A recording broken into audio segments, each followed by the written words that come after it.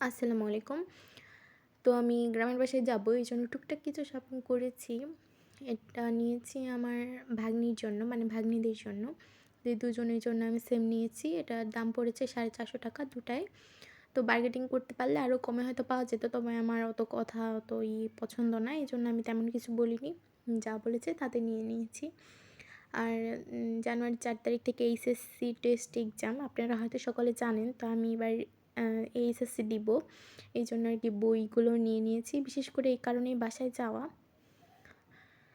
আর ৩০ তারিখে আমার অ্যানিভার্সারি। সকলে দোয়া করবেন আমার জন্য। ১ বছর পূর্ণ হলো। এখনো হয়নি হবে। আর এই সাদা সোয়েটারটা আমি আমার দাদির জন্য নিয়েছি। এটার দাম পড়েছে ৳৩৫০।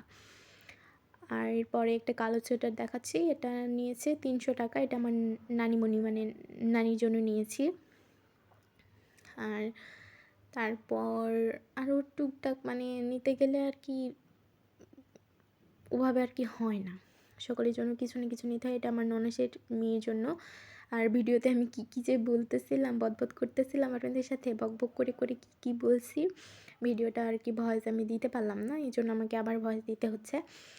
তো দুটাই নিয়েছিল ৳২৫০। আর এই যে গজ কাপড়, এটা নিয়েছে ৳৯০ গজ। ২ গজ নিয়েছি। আমি সেলাই কাজ শিখবো এবার বাসায় গিয়ে। এইজন্য আরকি নিয়ে নিয়েছি, যাতে আমি নিজে ওকে ফ্রক বানায় দিতে পারি। আর এখানে যে আমি কী বলতেছিলাম আমি নিজেও ভুলে গিয়েছি। তবে দেখি কী হয়। আর এই যে শাড়িটা, এটা আমার ননাস আমাকে নিতে বলেছিল আমার শাশুড়ির জন্য। হ্যাঁ, ৳১,০০০ দাম নিয়েছে শাড়িটার। আমার শাশুড়ি রেগুলার বাসায় শাড়ি পরতে স্বাচ্ছন্দ্য বোধ করে, যদিও আমরা নিষেধ করি, তারপরেও তিনি আরকি শোনে না। আগের মানুষ তো। তবে আমার শাশুড়ি কিন্তু আমার ফুপি, মানে আমার নিজের ফুপি। আমার ফুফাতো ভাইয়ের সাথে আমার বিয়ে হয়েছে। তো এইজন্য আরকি তেমন জোর-টোর দেওয়া হয় না। তারপর এখানে ৪ টা কালামকারী 3 পিস নিয়েছি। এটার মধ্যে ২ টা আমার ননাস নিবে। মানে আমি আপু বলেই ডাকি। তো আপুতেই স্বাচ্ছন্দ্য বোধ করি। ২ টা আমার আপু নিবে আর ২ টা আমি নিবো। তো এই যে জলপাই কালার যেটা, সেটা এত সফট আর এত সুন্দর 3 পিস ওটা।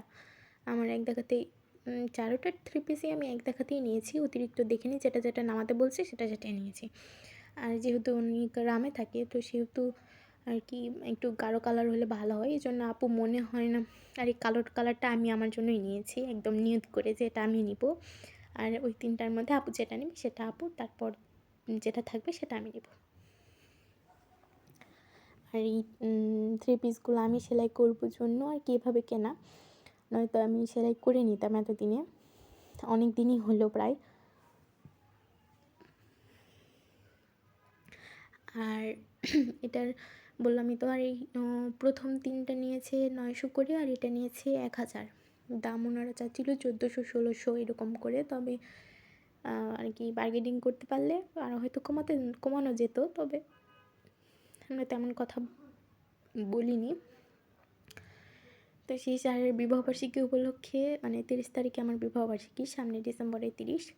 এই উপলক্ষে আমার ননাস আমাকে, মানে আপু আমাকে একটা শাল গিফট করেছে। মানে নিতে বলেছিল আমার পছন্দ মতো। আর এই যে সোয়েটার, এটা আমি ৳৫০০ দিয়ে নিয়েছি রেগুলার ইউজ করার জন্য আরকি। গ্রামে তো শীত বেশি, ঢাকা শহরে তেমন শীত নাই।